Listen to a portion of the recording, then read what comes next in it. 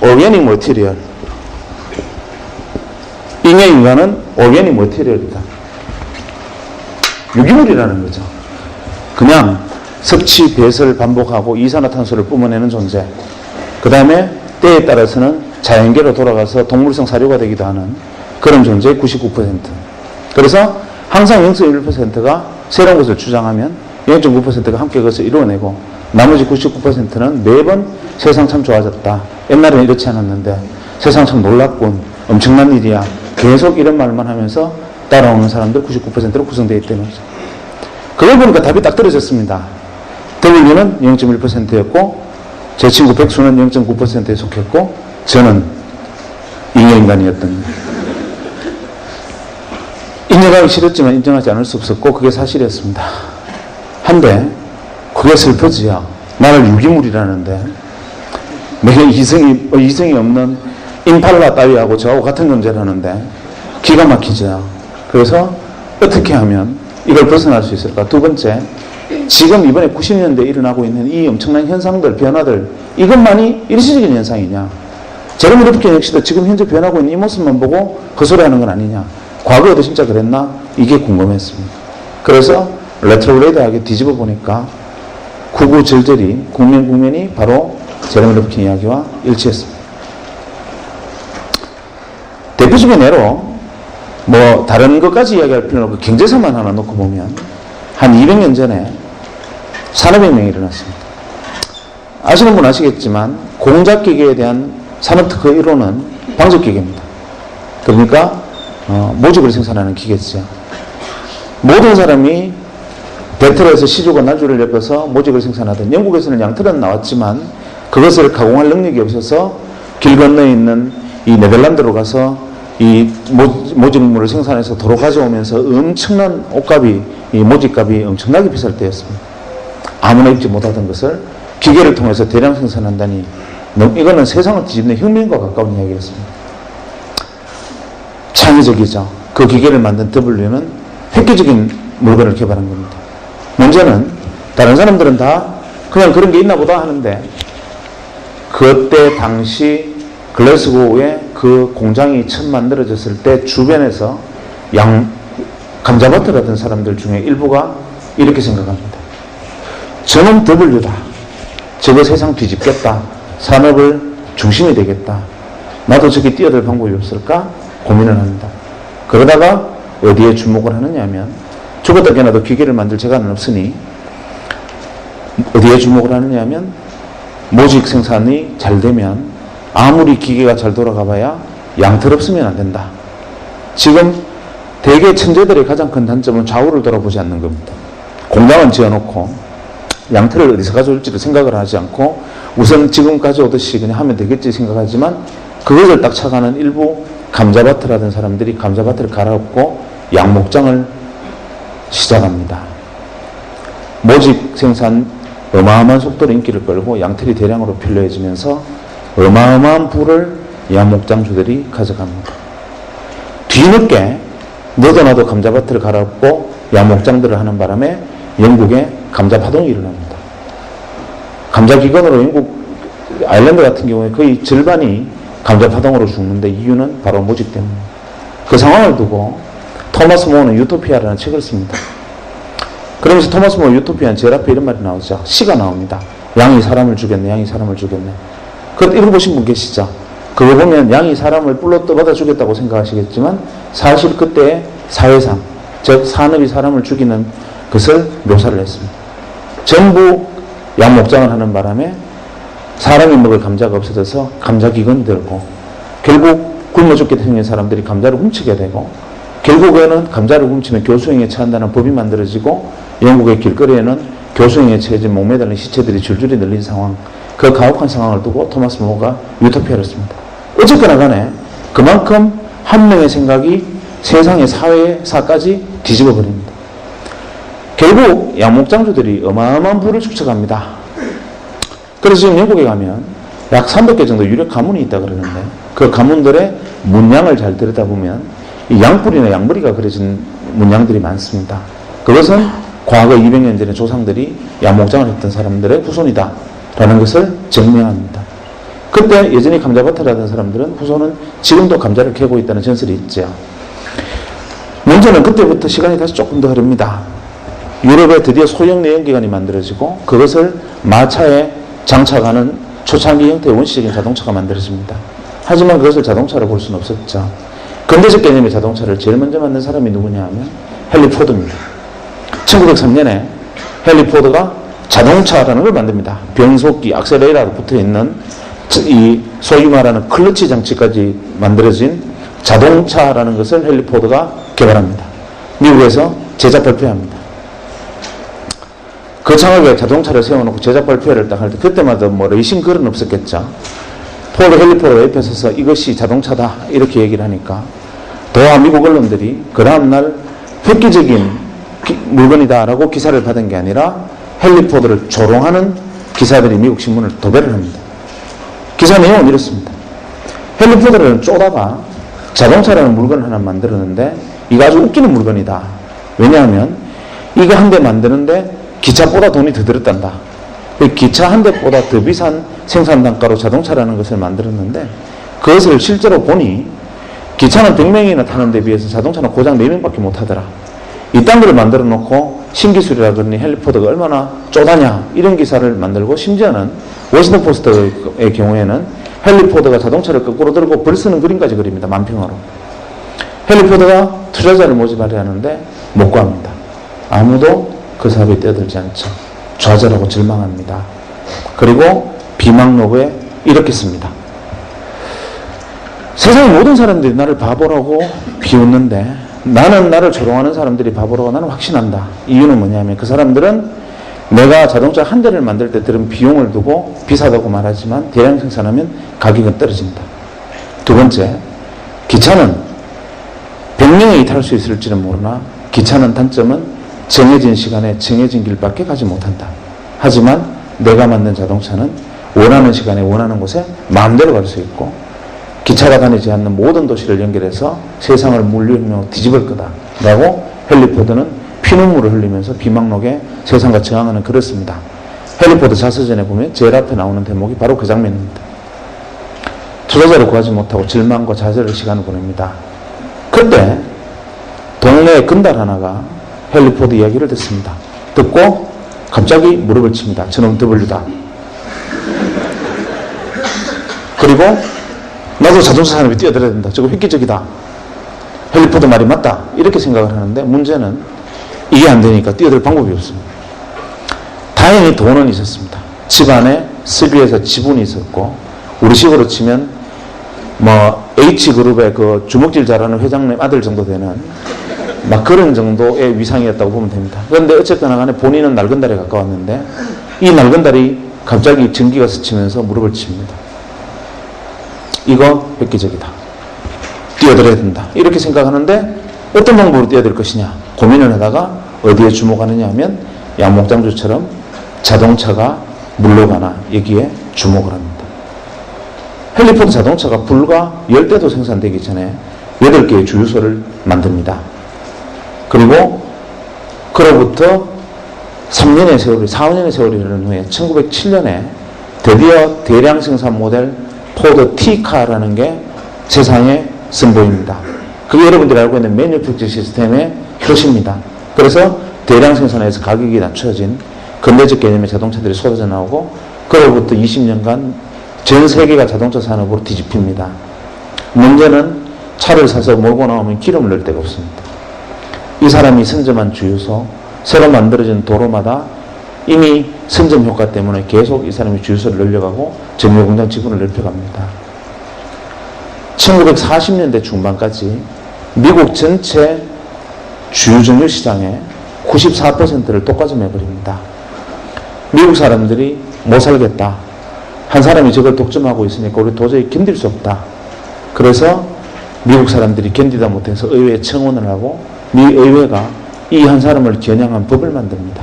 독과점 풀어라. 그것이 여러분이 알고 있는 공정거래법. 놀라운 일이었죠. 이 사람은 전 세계의 부를 전무후무한 부를 긁어모읍니다. 록펠러입니다. 그리고 오늘날까지도 그 시대의 주인이 됐던 록펠러의 영향을 아직까지 미칩니다. 또 10년 정도 세월이 흘러 제2차 세계대전이 벌어집니다. 1, 2차 세계대전이 벌어지는데 아주 지극히 통신이 문제입니다. 내가 적에게 이야기를 하면 적군이, 우리가 교신을 하면 적군이 교신을 듣고 우리가 대장님 폭격할까요? 그러면 적군이 듣고 있다. 쟤들 폭격한다. 숨어라. 이런단 말이에요. 그때 그것을 보고 이거 지극히 단순한 건데 하고 인터폰 회사를 하던 친구가 전화선 끊고 어차피 음성을 코딩하고 디코딩해서 넘기는 게 다인데 이거를 주파수를 써서 넘기면 무전기라는 것을 만들겠다 해서 무전기를 만들어서 소위 말하는 주파수 통신을 할 수 있게 만들어서 무전기를 만들고 대량으로 전장에 납품을 합니다. 그야말로 대박이 터집니다. 단순한 발상의 전환으로. 그리고 오늘날의 모토로라가 그거로 시작됩니다. 1946년에 휴레패커드가 또 10년이 흘러서 트랜지스터라는 걸 개발합니다. IC. 사람들이 만들었나 보다 이러고 있을 때 이 트랜지스터를 이용하면 진공관을 대체하는 전자산업이 발달할 수 있겠다라고 믿고 거기에 뛰어드는 그 당시 중소기업들, 그 당시 전자회사들 중에 선점에서 뛰어든 수많은 0.9%의 기업들이 있었습니다. 그리고 기업들은 톰슨, 제네시스, 월프, 필립스와 같은 어마어마한 전자회사로 성장을 해나갑니다. 그리고 1960년대 일렉트로 메카트로닉스 시대, 기계와 전자문명의 시대로 전 세계 문명을 수십 단계 또 위로 밀어 올리고 이 사람들이 시대의 주인이 됩니다. 또 10년이 흘러서 반도체라는 게 만들어집니다. W가 반도체를 들고 나옵니다. 전기가 흐르기도 하고 안 흐르기도 한다. 전기가 깜빡깜빡 하는 게 반도체다. 99%들이 묻습니다. 어쩌라고? 이때 그것을 보고 이것이 이 강당만한 애니악 대신에 개인의 책상 위에 올려놓을 수 있는 컴퓨터를 이걸로 만들 수 있겠다고 생각하고 창고에서 조립해서 퍼스널 컴퓨터를 만드는 사람이 생기고 그것으로 다시 80년대가 컴퓨터의 시대로 또 한 시대를 업그레이드하고 새로운 문명이 발달하고 시대의 주인들이 무수히 등장합니다. 그리고 90년대 제가 만났던 바로 그 시대가 돌아왔습니다. 이러고 보니 매 10년마다 계속 기회를 주어지고 기회를 만들어내는 0.1%와 창의적인 감각, 그것을 알아보고 잽싸게 뛰어드는 통찰력 있고 직관이 있고 안목 있는 인간, 나머지 99%들이 계속 세상 살만해라고 외치는 99%들이 끊임없이 반복되어 왔던 역사다라는 것을 뒤늦게 깨달았고, 저도 그때 뒤늦었기는 했지만 0.9%가 되고 싶었는데 도저히 제 눈에는 뭐가 W인지 보이질 않았습니다. 그러던 차에 문재인 원장님이 저를 불렀습니다. 원장실에 들어갔더니만 박 선생, 그동안 우리 병원이 초기 개원해서 어려운 시절에 고생했는데 선물 하나 줄게 이러시는 거예요. 뭡니까 하니까 서랍을 썩 여시더니만 시커먼 물건을 하나 그 책상 위에 탁 올리시더니만 이건 자네 해라 이러는 거예요. 핸드폰이었습니다. 그때 핸드폰은 어떤 물건이었냐면 핸드폰을 들고 로데오 거리를 지나가면 페라리 오픈카를 타고 지나가는 것과 똑같은 시선을 받았습니다. 그 핸드폰을 들고 그때 가입비가 한 250만 원, 기계값도 그에 준하는 만큼 비쌀 때였고 그걸 현재 돈으로 환산하면 거의 그랜저 한 대 값입니다. 그것은 아무나 들고 다니는 물건이 아니었습니다. 그것은 저격으로 회장 정도나 들고 다니는 건데 저는 그때만 해도 원장님이 그걸 저한테 주시는 순간 내가 이 병원에 뼈를 묻겠다고 생각했습니다. 근데 사실은 나의 내용을 알고 보니까 어차피 병원에 이익이 나면 세금으로 내야 되는데 그때는 가입비 비싼 물건을 하나 사면 그것은 이익을 디파짓한 경비 처리가 가능하니까 사실 수익을 디파짓하려고 몇 대 사서 준 건데 어쨌거나 간에 저는 고마웠죠. 그걸 들고 대전역에서 기차를 타면 난리가 납니다. 제가 3시 기차를 타면 간호사들 보고 3시 5분에 전화를 하라 그럽니다. 기차가 덜컹덜컹 출발할 때쯤 되면은 3시 10분만 되면 옥션을 통과하면 전화가 안 됩니다. 그래서 딱 3시 5분에 전화해야만 통화가 됩니다. 대전권에서만. 그래서 기차를 타서 자리에 앉아서 기차가 덜커덩 하는 순간 전화벨이 울립니다. 가방을 열고 전화를 꺼내서 뚜껑을 열고 여보세요 하면 자리에서 일어서는 순간 쓰러집니다. 그냥 영화 찍습니다. 그러면 그 안에 있는 모든 승객의 시선이 저한테 꽂히면서 어떻게 저런 분이 기차를 다 타셨을까? 소박도 하시지 뭐 이런 눈빛으로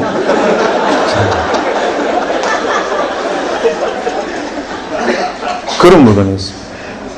그거를 들고 고향의 친구들 모임에 가서 자랑을 했습니다. 너네들 이게 뭔지 아냐? 핸드폰인데 구경해봤나? 이러니까 다들 막 신기해서 막 만지는 거예요. 제가 다른 버튼은 다 눌러도 되는데 녹색으로 샌드라고 써 있는 건 절대 누르면 안 된다.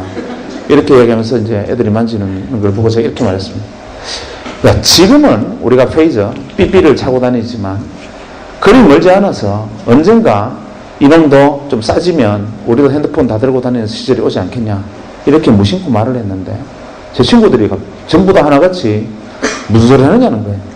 바보 아니냐는 겁니다. 왜냐하면 7,000원만 내면 삐삐를 주고 한 달에 2,000원, 3,000원만 내면 한 달 내내 마음대로 쓸 수 있고 말아도 가도 삐삐가 터지는데 뭐 하려고 그 큰 걸 들고 다니면서 비싼 통화를 무능해서 들고 다니느냐.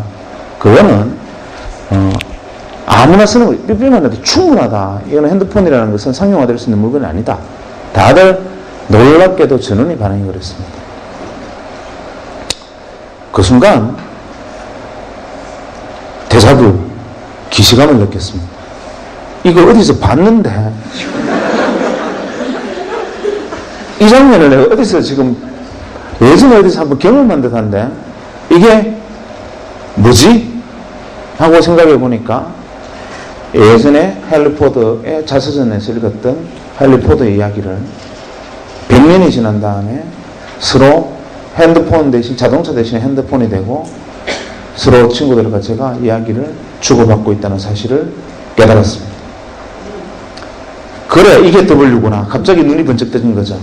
그리고 뒤도 돌아보지 않고 병원으로 달려가서 총무과에 전화를 했습니다. 이거 어디서 샀느냐 물어보니까 한국이동통신 주식회사라는 회사가 있는데 거기 가입을 했고 기계는 모토로라는 미국계 회사래요. 거기로 여기 뛰어들어야 된다 생각을 했지만 뛰어들 방법이 없죠. 배운 거는 칼질하는 것밖에 없는데 제가 그걸 할 수 있는 방법은 없고 그렇다고 가운 벗고 이동통신 대리점 할 수도 없고 이거 어떻게 하면 될까 생각할까 고민하다가 이 회사의 주식을 사면 되겠다 말했습니다. 그래서 이 회사의 주식 투자를 해보려고 주식을 사보려고 보니까 공기업이라서 거래가 안 돼요. 그때 한국이동통신 지금 SK텔레콤이 전신은 공기업이었습니다. 그런데 마침 SK그룹으로 넘어간다는 소리에 한국이동통신 주식회사를 다니던 사람들이 자기가 가지고 있던 자사주를 명동 사채시장에 내다 팔고 있었습니다. 그때 당시 명동 사채시장에 가면 금강 구두표 10만원짜리 8만원, 엘칸토 구두표 10만원짜리 7만원, 한국이동통신 주식 2만원, 대량 입하, 대량 구매 시 협의 가능, 이런 식으로 펄럭펄럭 하면서 이 종이들이 붙어 있었습니다. 저는 사실 그때 그 내용을 정확히는 이해를 못했지만 왠지 뛰어들어야 된다고 생각했고 가서 월급만 받으면 제 생활비를 제외하고는 가서 무조건 그때 그 한국이동통신 자사주를 샀습니다. 그리고 바로 얼마 안 돼서 SK텔레콤으로 SK로 넘어가서 SK텔레콤이 되고 주식시장에 상장이 됐는데 무려 6만 5천 원이 된 거예요. 야, 이거다 라고 생각을 했으나 W에 올라탔는데 3배의 수익을 냈다는 것 자체로 W라고 보기 좀 어렵지 않습니까? 그래서 이게 W가 아니었나? 이렇게 생각하다가 아니야, W 맞을 거야 생각하고 그래도 6만 원을 해도 사자 하고 월급 생기면 주식을 샀습니다. 주식을 산 게 아니라 사실은 제가 순간 믿었던 W라는 곳에 뛰어드는 차비, 티켓으로 생각하고 그냥 그걸 샀지. 시간이 조금 그리 말리 흐르지도 않아서 3, 4년이 지난 다음에 제가 99년 말에 이제 한 시대가 끝났구나, 이제는 그만하자 하고 털고 나올 때 그걸 다 주식을 매도할 때 520만 원이 돼 있었습니다. 주식이. 그러니까 2만 원에 산 주식이 520만 원이 돼 있었던 거죠. 세상 사람들이 저보고 그때부터 주신이라고 불렀습니다. 주식 투자의 대가다. 저는 억울했습니다. 나는 주식 투자를 한 게 아니고 정말 내가 그 순간 우연히 다행스럽게 지나가는 마지막 W 버스를 아슬아슬하게 뛰어들어서 범퍼 위에 올라타서 딱 붙어서 그 버스에 올라타고 다행히 다음 정거장으로 갈 수 있었던 것 뿐인데 그거를 주식 투자라고 오해를 했습니다. 그래서 뭐 방송국에서 의사한 사람이 이동통신 주식을 사서 대박 터졌다라는 소문을 듣고 왔다고 취재를 요청하는 거예요. 저 아닙니다. 어느 물어봐서 제가 핸드폰 그거 하게 생겼습니까? 뭐 이렇게 거절을 했었는데 알고 왔다는 거예요. 그래서 혹시나 그냥 나갈까봐 약속을 했죠. 그것이 알고 싶다처럼 탁장 밑으로 다리만 찍고 이름하고 이런 소속은 바꿔서 나가기로 하고 이제 슬리퍼 신은 발만 밑으로 이제 찍기로 하고 했습니다. 그런데 그날 저녁에 뉴스에 의사 출신 주신 이래가지고 얼굴까지 홀라당 다 나와버렸어요. 그 시대는 그랬습니다. 약속이라는 게. 그래서 그때부터 어쩌다 보니까 밖에 끌려 나와서 이렇게 이야기를 하고 다니지만 저는 계속 항변합니다. 지금도 나는 주식 투자자 아니다. 나는 그냥 W 버스를 올라타기를 기다리는 승차 대기자일 뿐이다. 라고 주장을 하죠. 그런데 문제는 그걸로 끝난 게 아니고 99년 말에 다행히 그걸 정돈을 하고 그 다음에 약간의 이제 성과가 있었겠죠. 문제는 그 성과가 여러분이 상상하는 것처럼 엄청나게 돈을 번 건 아닙니다. 왜냐하면 월급 받아서 생활하고 나머지 돈으로 조금씩 정리했으니까 레버리지는 컸을지 모르겠으나 만약에 지금처럼 저도 이제 뭐 의사생활 많이 하고 돈 많이 벌고 만약에 그렇게 했었으면 지금 재벌 됐겠지. 그런데 그런 것은 아니었으나 어쨌거나 간에 티켓을 끊고 3등석에 타는 건 성공했다. 이런 정도였는데 어쨌거나 그 작은 성과를 낸 다음에 2000년에 바로 고민을 해야 될 거 아닙니까? 왜냐하면 2000년에 새로운 버스가 올 테니까요. 자, 내가 이제 99%가 아닌 정말 유기물이 아닌 반드시 1% 안에 들어가는 인간이 확실하다면 2000년대에 새로운 버스가 내 눈에 보여야 되는데 내가 W가 아닌 건 잘 압니다. 많은 사람들이 자기가 창의적인 천재가 아니라는 사실은 본인이 잘 압니다. 근데 세상은 그걸 무시하고 애서 천재가 되라고 얘기하지. 학교 다니는 애들 보고도 영재교육원 같은 데 보냅니다. 구슬에 흙이 묻은 걸 닦으면 구슬이 되지만 자갈 들고 아무리 닦아도 옷만 받곤 합니다. 그런데 엄마들은 자갈을 들고 계속 광을 내겠다고 영재교육원도 데리고 다니고 여러분 많이 시달렸지요. 이 중에 W가 있으면 앉아있는 태도가 틀립니다. 물구나무로 서 있다든지 아니면 저기 천장에 매달려 있다든지 뭐 다를 겁니다. 아니면 눈빛이 광안이라든지 뭐 이런 뭔가 달라요. 우리는 그 0.1%를 두고 그런 이상한 행동하는 돈키호테라고 99%는 돈키호테라고 부릅니다. 그런데 실제로 그런 행동을 하는 사람 중에 99%는 돈키호테가 맞아요. 그게 문제입니다. 그러니까 일개사단에 돈키호테가 있으면 한 명이 W고 나머지 9,999명은 진짜 또라이거든요. 문제는 안목을 가진 0.9%들은 그 1만 명의 일개사단의 돈키호테 중에 하나의 W를 발견할 줄 아는 안목을 가진 사람이 통찰력과 직관을 가진 사람이고 나머지 99%들은 보고 저것들 또라이 이렇게 생각해버립니다. 매번 앞서 나가는 사람을 보고 저거 정신 나갔다 또라이 끄집어 내린다. 이러니까 옛날에 미셀 푸코와 같은 철학자들은 감시와 처벌이라는 책을 통해서 인간이 가지고 있는 어리석음을 통렬하게 비판하게 됐습니다. 어쨌거나 간에 2000년대에 새로운 버스를 올라타지 못하면 저는 다시 99% 유기물을 재확인하는 거니까 올라타야 되겠는데 아무리 사방을 돌아봐도 뭐가 W인지를 보이지가 않았습니다. 새로운 10년의 W가 뭐냐? 제 눈에는 안 보였습니다. 그래서 저는 지금도 인형인간은 확실하다고 생각합니다. 저는 그 정도가 1%가 안 되는 것은 확실합니다. 안 보였어요. 고민을 했습니다. 아무래도 안 보였다. 어떻게 하면 좋을까? 방법은 있죠. 가서 많은 사람들의 이야기를 듣고 내 눈에 안 보이는 건 보이는 사람들의 이야기를 들으면 된다. 그래서 그 이야기를 듣기 위해서 2000년 말부터 2001년 중반까지 과감인지 무모인지 모르겠지만 백수로 돌아가기로 결정을 했습니다. 그래서 제가 그때 한 10개월 정도를 백수를 했습니다. 의사를 그만두고 한 10개월간 놀았습니다. 놀면서 무슨 짓을 했느냐 하면 제가 생각할 때 이 사람은 W일지 몰라라고 생각하는 나보다 똑똑하고 많이 공부했고 내가 속하지 않았던 집단에 참여하고 있는 사람들을 찾아가서 만나서 이야기를 들었습니다.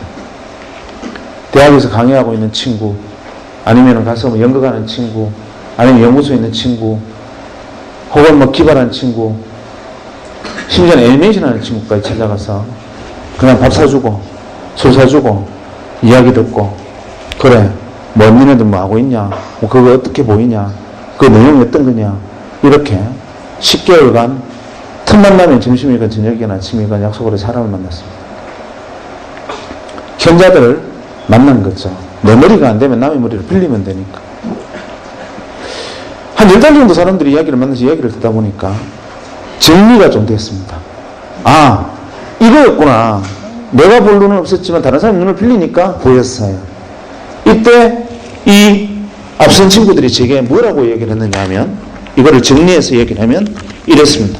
이 친구들 요지는 2000년은 그때 이야기입니다. 지금으로부터 8년 전에 2000년은 획기적인 변화가 있을 해다. 왜냐하면 1000년 이전에 새로운 1000년이기도 하고 1900년 이후에 새로운 100년이기도 하고 1990년 이후에 새로운 10년의 시작이기도 하기 때문에 거대한 패러다임 시프트도 일어날 거고, 산업, 문화, 모든 측면에서 정치 체제까지 다 바뀔 거다. 2000년은. 이번에는 큰 변혁이 온다. 문제는 어떻게 오느냐. 이거를 논점을 생각해보자. 이게 그 현명한 친구들의 이야기를 조합해보면 이거였습니다. 이 친구들 주장은 이겁니다. 2000년 이전에 멀리 갈 것도 없고 산업혁명 이후에 한 200년간 인류 문명이 이렇게 오다가 여기서 갑자기 이렇게 발달을 했는데, 이 인류 문명을 일으킨 큰 힘은 뭐냐면 기계다. 모두가 동의하는 이야기입니다. 기계 문명이다. 문제는 기계가 문명을 건설을 했는데 인간이 기계의 주인이 아니고 기계가 인간의 주인인 시대였다. 이게 문제였다. 이렇게 말을 합니다. 이때의 구호는 여러분들은 잘 모르시겠지만 2000년 이전에 우리 사회의 가장 일반적인 구호는 닦고 조이고 기름치자였습니다. 무엇을? 기계를. 누가? 사람이. 거대한 공업단지 콤비나트를 만들어 놓고 인간은 곳곳에 몽키 스패너를 들고 앉아서 혹시 기계가 고장날까봐, 혹시 어디가 막힐까봐, 어디가 셀까봐 기계의 안녕을 위해서 인간이 봉사했습니다. 그 과정에 생면을 들이마시고 인간은 폐암에 걸려 쓰러지고 중금속 오염이 돼서 미나마타병, 이따이따병 걸려서 자빠지지만, 그래도 그때 인간의 희생은 기계 문명의 번성을 위해서 해야 될 당연한 희생이었습니다. 지금 여러분의 어머니 세대의 그때 못다운 청춘들은 청계천의 벌집 같은 공장에 앉아서 몸을 웅크리기도 힘든 작은 곳에서 재봉틀을 돌리면서 봉제 공장에서 일을 해야 됐고, 그것을 못 견뎌서 밖에 나가서 기름을 끼얹고 분신을 해도 그것은 조국의 번영과 조국의 민족의 중흥을 위해서 나아가는 이 길에서 생긴 이탈자에 지나지 않았습니다. 기계가 주인이었고 그 기계가 만들어낸 문명이 인간을 학대하고 인간을 부리던 시대, 이게 2000년 이전이었고, 이 기계 문명의 가장 큰 특징은 그런 가혹함도 있었지만 제일 큰 문제는 아시다시피 엔트로피를 증가시키는 거다. 이게 가장 핵심적인 거라는 겁니다. 예를 들면 자연물을 기계 문명이 가공을 해서 이런 상품을 만듭니다. 예를 들면 저 땅속에 있는 원유 한 방울을 가지고 정제를 해서 이렇게 상품을 만들면 부가가치를 갖는 상품을 만들어내면 비싸집니다. 문제는 이놈이 가진 부가가치는 여기 쓰는 것인데 어느 날 안 나오면, 조금 전까지만 해도 상품이었는데 안 나오는 순간 이건 쓰레기로 불립니다. 그리고 쓰레기가 되는 순간 원래의 자연물의 상태로 되돌아가지 못한다. 즉 기계 문명의 특징은 비가역적이다. 이리버시블하다. 이 비가역적이고 이리버시블한 쓰레기들이 점점 쌓이고 자연물은 계속 기계 문명에 의해서 상품이 되고 쓰레기로 되고 비가역적으로 쓰레기가 축적되고 엔트로피가 증가하면 결국 이 기계 문명은 인류의 죽음으로 멸망할 수밖에 없다. 여기에 대한 자각이 2000년대 이후에 나타날 거다. 이렇게 말을 하는 겁니다. 여기에 대한 자각을 사람들이 하게 될 거다. 아니나 다를까 사람들이 이것을 자각한 일부 W들이 여러분 우리한테 핵심적인 키워드를 하나 던집니다. 뭐라고 던지느냐? 웰빙. 이게 W의 목소리인데 그거를 모릅니다. W의 웰빙 이러니까 99% 잉여인간들이 어떻게 생각하느냐면 웰빙 좋지. 고사리나물, 무나물에 밥 비벼 먹고 휘턴치도 마시고 해양 심청수 마시는 거야. 이렇게 생각하고 다운시프트로 전부 내려갑니다. 이 사람들이 말하는 웰빙은 뭐냐? 웰빙, 잘 살자는 거죠. 뭐가? 기계가 아니라 사람이 잘 사는 시대. 결국 핵심 화두는 휴먼, 사람이라는 건데, 이거를 그냥 우리가 다운시프트에서 나물 뜯어먹고 뭐 백이 숙제처럼 살아가자 이런 식으로 99%는 이해를 한 거죠. 그러면서 이 사람들이 제가 다시 이렇게 얘기했어요. 웰빙, 즉 사람의 시대다. 머신의 시대가 아니다. 사람 하면 떠오르는 게 뭐냐? 한번 생각해봐라. 답이 떨어진다. 이렇게 말합니다. 뭘까? 인간, 안 아프고 오래 살아야 되니까 의학, 약학, 이건 기본이다. 두 번째, 건강을 증진해야 되니까 헬스케어, 그 다음에 바이오, 이것도 두 번째 떠오르는 생각이다. 세 번째, 인간을 즐겁게 하는 게 뭐가 있겠나? 지금까지 인간이 괴로웠지만 이제 인간을 즐겁고 싶을 거다. 레저, 엔터테인먼트, 이런 게 세 번째 그룹이 될 거다. 또 뭐 있나? 엔트로피가 증가하는 것을 막아야 되고, 이 비가역적 생산물이 생기는 것도 막아야 되고, 그 다음에 이것들을 증가하는 걸 막으려면 화석연료 사용을 줄여야 되니까 대체 에너지 같은 것도 나타날 거다. 에너지가 문제가 될 거다. 다섯 번째, 이미 늘어난 쓰레기를 어떻게든지 줄여야 되고, 엔트로피를 낮춰야 되고, 어떻게든지 만들어야 되니까 해야 될 건 뭐겠네요. 환경, 에코, 이런 게 될 거다. 일곱 번째, 기계를 사용하지 않고 부가가치를 만들어내는 방법, 사람 머리에서 부가가치를 만들어내는 지식산업이 있을 거다. 최소한 이 정도가 2000년대에 새로운 더블일 거다라고 저한테 이렇게 그 사람들이 이야기를 들려줬습니다. 지금으로부터 한 7, 8년 전에. 그래, 이게 정답이구나라고 배웠죠. 그때 당시 많은 사람들이 이랬습니다. W들이 2000년에 더블 쓰면서 웰빙 이렇게 말합니다. 앞으로 150년 이내에 지구의 절반이 물에 잠긴다. 이렇게 말하면 0.9% 통찰력 있는 인간들이 그래 큰일 난다. 그 해법을 가진 W들이 누구냐. 빨리 찾아내서 같이 이 산업을 키워나가고 빨리 대비를 하자. 이렇게 0.9%를 잽싸게 움직이는데 99%의 잉여인간들은 150년 이후에 지구의 절반이 물에 잠긴단 말이지. 내가 죽고 난 다음이네 뭐. 이게 99%의 잉여인간들의 보통의 생각이었습니다. 정답은 저로서는 굉장히 쉬운 선택이었습니다. 저는 의사니까 의학학 분야에 저절로 들어가 있었고, 제가 잘할 수 있는 건 헬스케어 바이오 쪽이니까, 그래서 그때 2001년도에 2000년 말에 생긴 작은 성취를 이 바이오 산업에 뛰어드는데 사용을 했고, 그때 제가 시작한 이 유전자 진단 사업이 이제 한 6년 만에 자리를 잡아서 내년에 코스닥에 상장을 하게 될 겁니다. 여기 이제 바이오까지 했고, 그 다음에 대체 에너지나 뭐 에코 이 부분은 제 전공이 아니니까 그만두자. 마지막 지식산업, 이거는 해볼 만하다. 이 지식산업은 주로 어떤 게 지식이 있을까? 쉬웠죠. 예를 들면 여러분들 중에 서울의 광화문에 파이낸스 센터를 한번 가보세요. 기회가 있으면. 가보면 지하에 가서 그냥 그 뭐 똠양꿍 이런 거 먹으러 가지 말고 위에 가보면 입주업체 명단을 한번 보세요. 위에 보면은 뭐 스탠다드 채터드, 커스타디부도 거기 들어와 있고, 도이치뱅크 들어와 있고, 김현장 금융사무